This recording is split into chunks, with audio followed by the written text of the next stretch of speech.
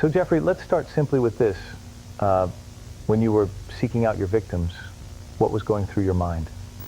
It started with fantasy, and then even long before I ever hurt anyone, it was, at first it was imagining things and I guess just being close to someone and having complete control over them. And it wasn't like flipping a switch, I guess. It would build up over days and even weeks. It's, I guess you could say it was pressure, like pressure building up in a pressure cooker is probably the best way I can describe it. And at first, I'd try to distract myself, you know, working and drinking, watching movies, and it would just become too strong, and that's the point where I'd start looking. And what was it exactly that you were looking for? Were there any particular traits that your victims had that drew you to them?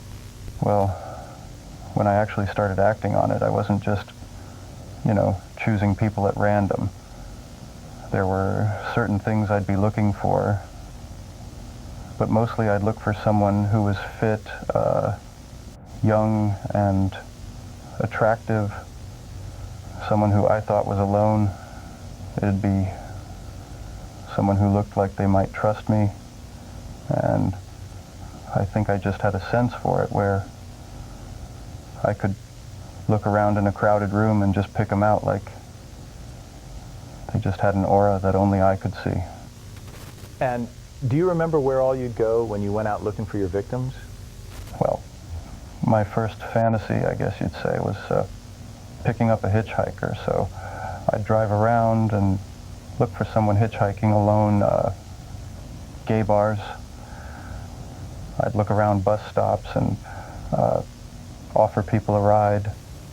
And what would you do when you finally decided or spotted someone you wanted to pick up?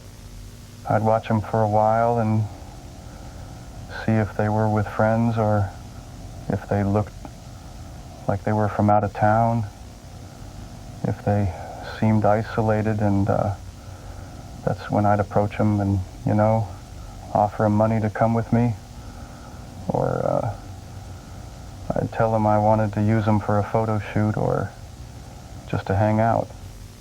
Now, if you approached someone and they, let's say, rejected you, would you not take no for an answer? Actually, it's funny that I was afraid of rejection, but I'd try to be as casual as possible. And if they said no, then I'd back off and look for someone else. And there were really plenty of times that I went home empty-handed. So, how much preparation went into actually setting up your apartment?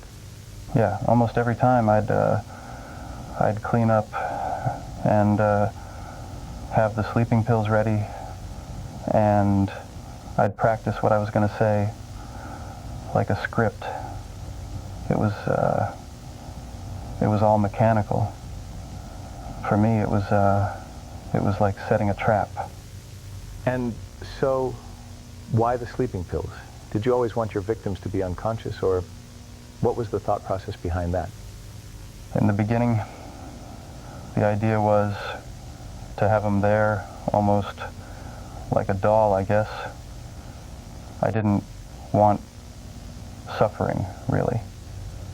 For me, it was more about possession.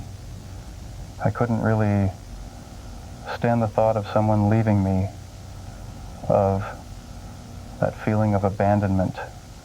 In my mind, that was the best way to keep someone, was to simply take away their ability to leave. You've said before that physical type was important to you, so what drew you to that specific type of young athletic men? That's just what I was attracted to, and there wasn't some complicated reason. It was sexual desire at first. Then after a while it became the idea of, in my mind, preserving that beauty by any means necessary. Some critics have pointed out that many of your victims were minorities. Was that something that was intentional? I wouldn't say it was a conscious decision. It's who I found attractive at the time and who was the most vulnerable.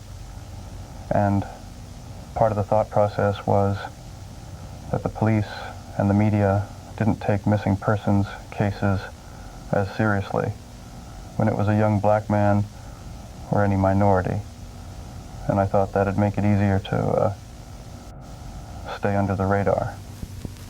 And what emotions were going through your mind as you were hurting your victims? Did you feel anything for them even after you killed them? Sometimes I would feel pity or guilt, but after it was over, I had that horrible empty feeling.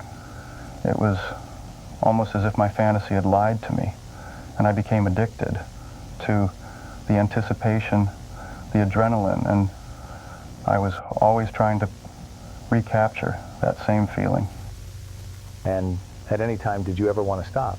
Did you ever feel like you had done enough? Many times, actually. After my first killing, I thought I'd never do it again. So I joined the Army and used that as an escape to get away from everything. But the fantasies never went away. And if anything, they just became more intense.